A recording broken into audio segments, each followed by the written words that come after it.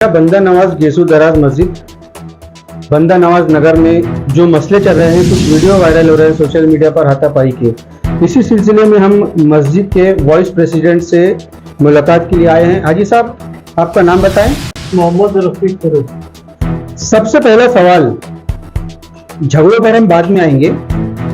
पूरा मसला शुरू हुआ है इमाम साहब को हटाने से। क्या है वजह इमाम साहब को हटाने की? इमाम साहब को हटाने की कई वजूहत थी, जिसमें खास वजह ये कि आप नमाजों की जमात की पाबंदी नहीं करते थे।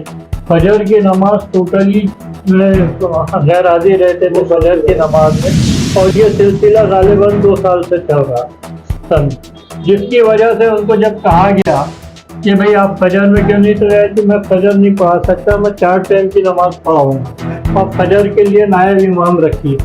अच्छा, ये इमाम गालिबन कितने सालों से मस्जिद में है? गालिबन 13-14 साल। और इमाम साहब का रहना कहाँ पर है?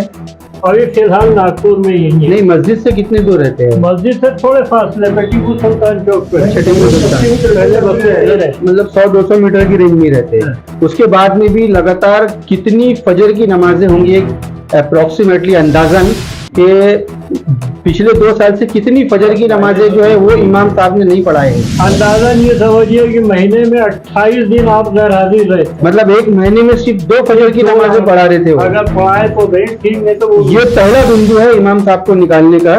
दूसरा कोई और वजह? दूसरी वजह यह कि इनको इमामत के साथ मदरसे में मौलवी की हैसियत से भी मुंतसिब किया गया। उसी मस्जिद में मदरसा भी है? हाँ, मदरसा, बच्चों का जो मदरसा चलता है जी, और नाजरा पढ़ाने के लिए। जी जी। मगर उन्होंने उसमें भी ये है कि वो कुछ दिन तो उन्होंने बच्चों को तालीम दी, और उसके बाद वो मदरसा मौजन के हवाले करके उससे बिल्कुल बड़ी जिम्मा हो, जिसका नतीजा ये हुआ कि आज हमारे बच्चे जो है वो बजाय यहाँ हमारे यहाँ तालीम हासिल करने के तो तबलीग वालों के मदरसे में जाके अरबी की तालीम हासिल कर। अच्छा। हाँ, और जब उनके वालिदैन से कहा गया कि भाई हम आपके ये बच्चों को आप भेज क्यों नहीं रहे, तो उन्होंने कहा कि आपके यहाँ तालीमी निज़ाम नहीं है, तो हम अपने बच्चों को दीनी तालीम कहाँ हासिल करवाएं। अच्छा, ये बताएं कि मदरसा नहीं पढ़ाने की कोई वजह बताई इमाम साहब? कोई वजह नहीं बताई उन्होंने। न कमेटी से ये भी जिक्र नहीं किया कि भाई मैं नहीं बैठूंगा, यानी और वो मौजन के हवाले करके, समझे। मतलब पिछले 2 सवालों में ऐसा लग रहा है कि इमाम साहब के अपने आप को कमेटी समझ रहे थे। हाँ, टोटली अपने आप को ही वो ये समझ रहे थे। मतलब इमाम साहब जो है वो अपने आप को कमेटी समझ रहे थे, और उसमें बच्चों के मुस्तकबिल का नुकसान हो रहा था। हाँ। अच्छा, इस टॉपिक पर भी हम आएंगे लगातार। कुछ रमजान का मसला सुनने में आया था, रमजान का क्या मसला है उस पर थोड़ा सा खुलासा कीजिए। ये है कि तरावी के लिए इन्होंने, अगर इनको कोई तकलीफ थी, ये नहीं पढ़ाना चाह रहे थे, तो इनको कमेटी से रुजू करना चाहिए, मगर इन्होंने कमेटी को रुजू नहीं किया।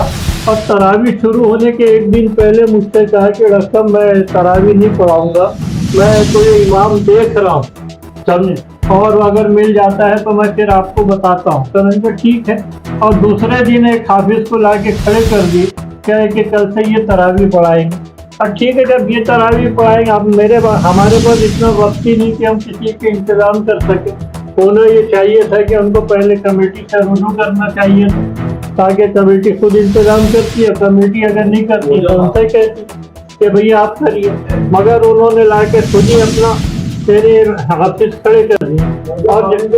और जबकि हमारे वहाँ जो मौजन है वो खुद माशाल्लाह हाफिज है मुकम्मल, वो पढ़ा सकता था, मगर उसको न कहते हुए इन्होंने दूसरे हाफिज को ला के खड़ी। अच्छा, मतलब आपके जवाब में ये लग रहा है कि रमजान का पहला रोजा शुरू होने वाला है, उसके पहले तक उन्होंने आपको बताया नहीं था कि मैं नहीं पढ़ाऊंगा? पहले रोजा शुरू होने के पहले वो बता रहे हैं कि मैं तरावी नहीं पढ़ा पाऊंगा। 2 दिन पहले। अच्छा, इसी सवाल से एक सवाल और निकल कर आ रहा है, क्या आपके इमाम साहब और आपके मुअज्जिन साहब के बीच में कुछ नाइत्तेफाकियां चल रही? कोई नाइत्तेफाकी नहीं, वो बच्चा खुद उनका इतना ज्यादा ही है।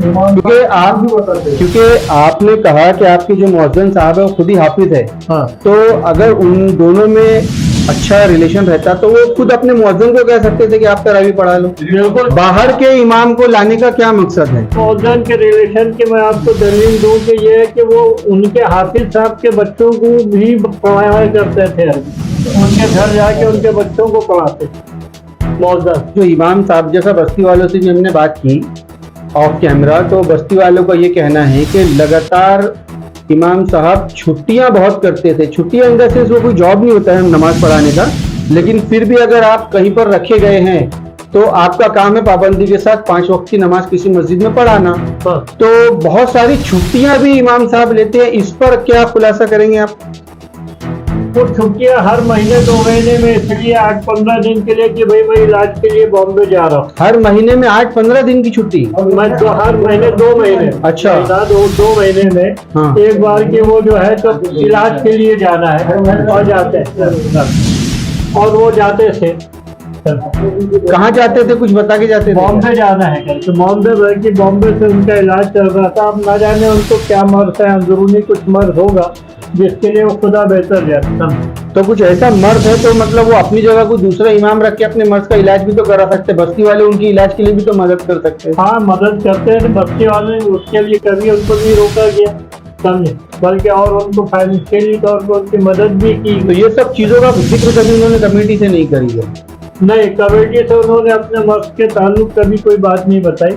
हाँ, अब वो जो है बल्कि वो जाते थे जब, तो अपनी जगह एक लड़के को रख के जाते थे, मदरसे के किसी बच्चे को, मगर मसला वही था कि बस वो जोहर असर मगरिब इशा के लिए वो बच्चा आता था, फजर जो है वो मौजूद साहब पढ़ाते। अच्छा, इसी में से एक सवाल और निकल कर आ रहा है कि जो इमाम साहब की जो इल्जाम उन पर लग रहा है लापरवाही का, तो इस लापरवाही की वजह से बस्ती वालों ने कुछ इस तरह से काम शुरू कर दिए थे क्या? 2-2, 3-3 जमातें हो रही थी एक ही मस्जिद में, इसका क्या खुलासा है? उसका ये है खुलासा है कि ये इन्हीं के कुछ हवारी जो थे, इनके मोतसिब जो बहुत गहरा मानने वाले, वो मौजन के पीछे नमाज नहीं पढ़ते, जबकि मौजन को इमाम साहब ने खुद ही मुंतसिब किया था। फजर की नमाज के लिए वो मौजन जिम्मेदारी निभा रहा था, मगर इन्हीं के जो चाहने वाले, इनके हवारी जो है, वो नमाज मौजन के पीछे नहीं पढ़ते। क्यों? तो बोले हमारी नमाज मौजन के पीछे नहीं होती, और ऐन जमात के वक्त वो अलग जमात बना के नमाज पढ़ते।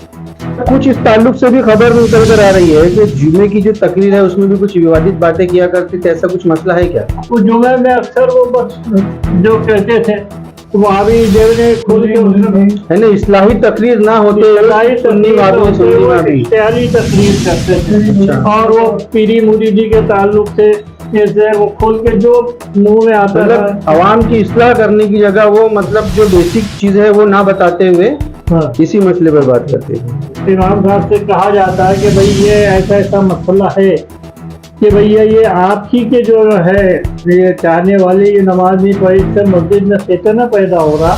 तो उन्होंने ये कहा कि भैया मैं क्या करूं, भाई उनकी मर्जी अगर नहीं पढ़ रहे वो अलग पढ़े, कोई मेरे पीछे नमाज ना पढ़े तो मैं उसको जबरदस्ती थोड़ी कहूँगा कि पीछे। तो इनका ये तो कोई बात का हल नहीं है ना भाई। आप उनको कह सकते थे कि भैया मैंने जब मुंतसिब किया है तो फिर आपको उनके पीछे नमाज पढ़ने में क्या एतराज? अच्छा, एक आखिरी सवाल, अभी जो नए इमाम आए हैं वो किस मसलक से हैं? ये माशाल्लाह सुन्नी हनफी मसलक के हैं और रिजवी है, आला हज़रत बरेलवी है। हाँ, बरेलवी इमाम है। कारी अब्दुल सत्तार साहब, कारी अब्दुल सत्तार माशाल्लाह कारी भी है, हाफिज भी है। चलिए, बहुत शुक्रिया हमारे साथ बात करने